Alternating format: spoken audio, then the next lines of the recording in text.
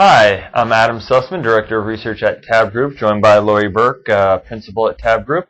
And today we're going to be talking about short sale restrictions. Laurie, the comment period has been open now for over 6 months on some of the SEC's proposals on how to restrict short sales. What's your take on those proposals? Are any of them valid? I think, Adam, there's a concern that in the interests of restoring investor confidence, there's a movement afoot to attack anything that might have been related to the extreme down moves we saw, specifically in the financial sector, but of course in the market as a whole last year. We know that the retail investor has really yet to come back to equity mutual funds and has yet to see their 401ks restored. So the question is there a culprit? Is there a player in the marketplace who was contributing in a nefarious or inappropriate or potentially a disruptive manner to the downside move in stocks? So the proposals that are on the table and that have been open for comment for several months would restrict short selling when either the stock is falling or the market itself is falling. So those considerations have been on the table for some time.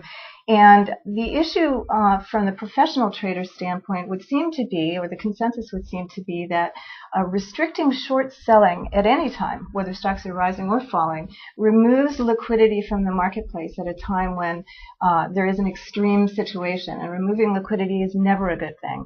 The second issue is that the SEC itself took its time and did a pretty significant and thorough analysis of short selling during that period of time in the fall. And their own statistics found that there was no correlation, no statistical significant correlation between short sale activity and the downside move in prices. And as a matter of fact, what they did find was that the increase in short selling actually took place when stocks were rising.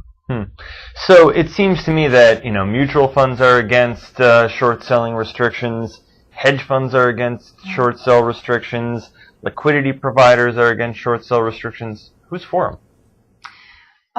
It would seem that there are folks who are not necessarily professional participants in the marketplace who are striving to address the issue of lack of investor confidence or restoring investor confidence. I think the appropriate thing for the SEC to do, as they always have, is to solicit as much data and as much professional input as they can before making such a decision. The buy-side traders that we talk to, and we're right in the throes of speaking to many of them right now about some of these issues, and their concern really is that action is taken and that unintended consequences occur. Again, that withdrawing liquidity at critical moments in time might do actually more damage than good. Well, thank you very much. Again, this is Adam Sussman, Director of Research at TABB Group, joined by Laurie Berke, Principal at TABB Group. Thank you very much.